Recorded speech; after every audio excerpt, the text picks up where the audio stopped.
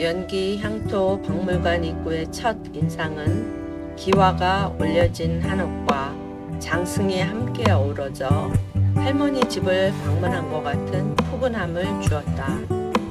입구의 모습이 향토 박물관에 딱 알맞는다는 느낌을 받았으며 이 안에 무엇이 기다리고 있을까 하는 기대감도 갖게 하였다. 우리 박물관이 만들어진 것은 1996년도인데요.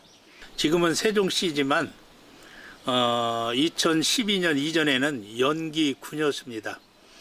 연기군에서 출토된 유물들을 모아서 박물관을 만들다 보니까 이름을 연기향토 박물관이라고 이렇게 지었고요.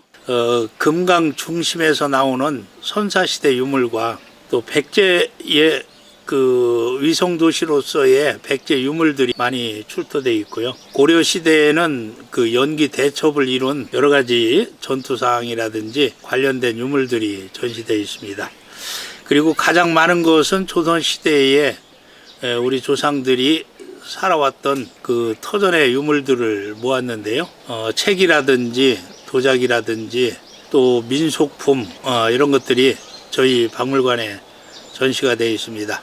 한때는 그 조치원 문화원이 사라진 적이 있어요. 제가 90년도에 문화원에 직원으로 들어갔더니 그때 연기 군수하고 문화원장하고 정치적인 싸움 때문에 연기 군수가 조치원 문화원을 없애고 연기 문화원이라는 걸 만들었거든요. 갑자기 문화원이 사라지니까 그 월급도 못 받고 그래서 한동안 제가 그 문화원을 나가야 되나 생각한 것이 이제 오토바이를 하나 사가지고 각 마을을 돌면서 마을 유래라든지 전설 같은 걸 수집을 했습니다.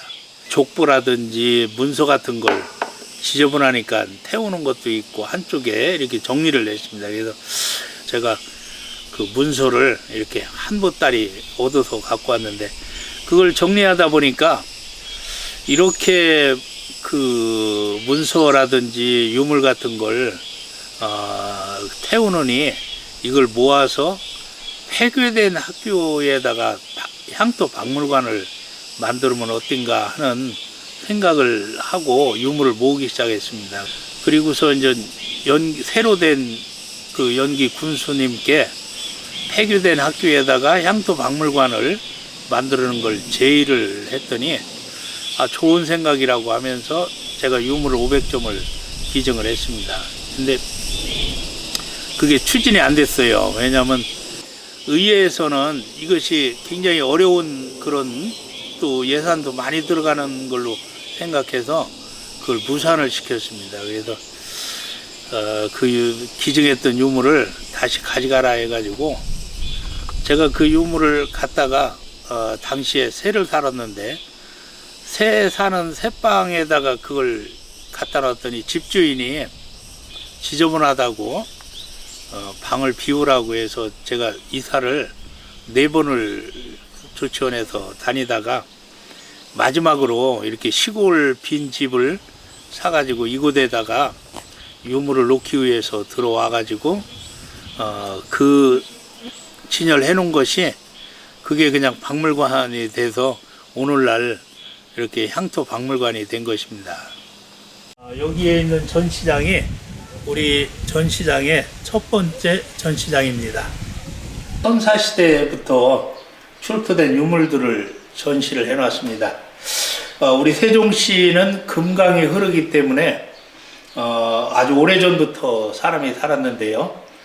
그 흔적으로 우리가 추측할 수 있는 것이 고인돌이 한 20여 기 정도 강변에 있고 그 고인돌 안에서는 이러한 손도끼라든지 돌 화살촉이라든지 돌칼이라든지 이런 것들이 많이 출토되고 있습니다.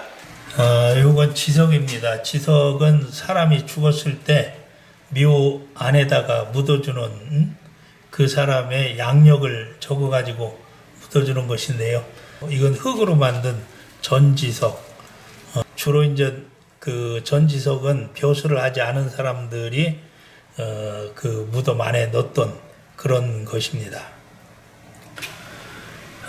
이것은 백자에다가 청화 안료로 글씨를 쓴 지석입니다. 우리 지역이 도자기를 걷던 가마터가 많다 보니까 그 가마에서 구웠던 그 지석인데요. 이 지석의 주인공은 조선 중기 때 학자인 타우 이상 선생의 묘에서 출토된 지석입니다. 전시관들을 관장님의 설명을 들으며 관람하면서 이곳은 다른 향토 박물관이나 민속 박물관과는 다르다는 느낌을 받았다. 진열이나 배치 또는 정리되거나 정리되지 않은 채로 모아져 있는 모양새가 그러한 느낌을 주었다. 타 박물관에서 보았던 유물에서는 관객과 유물들이 분리되어 있다는 거리감이 느껴졌으나 이곳은 유물과 관객이 하나가 된 느낌이고 전시장의 곳곳에 많은 이야기가 숨어 있는 듯 하였다. 그들은 나에게 하고 싶은 이야기가 많은 듯 하였으며 이야기를 나에게 1대1로 전해주고 싶어 하는 것처럼 느껴졌다. 그래서인지 유물들을 하나하나 호기심으로 들여다보고 좀 더 마음으로 다가가서 보게 되었다. 여기는 우리 박물관의 두 번째 전시실입니다. 이 전시실에는 주로 백제 시대 때 공방을 재현해 놨고요. 그리고 우리 전통 놀이의 유물들을 전시해 놓은 곳입니다. 여기는 전통 놀이의 주사위들이 전시되어 있습니다. 우리나라는 주로 놀이 기구를 윷이라고 이렇게 부르고 있고요. 우리나라 윷은 쌀이나무로 만든 윷을 가장 좋은 걸로 쳐주고 있습니다. 전통 놀이 기구들은 윷놀이 기구를 빼고는 어디에서도 본 적이 없는 처음 보는 것들이었다.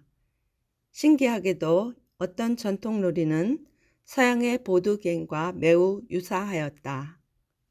그런데 이러한 전통 놀이들이 일제히 말살 정책으로 완전히 사라져버렸다는 것에 우리 문화의 전승에 정책이나 교육의 영향이 크다는 것을 다시 한번 느꼈다.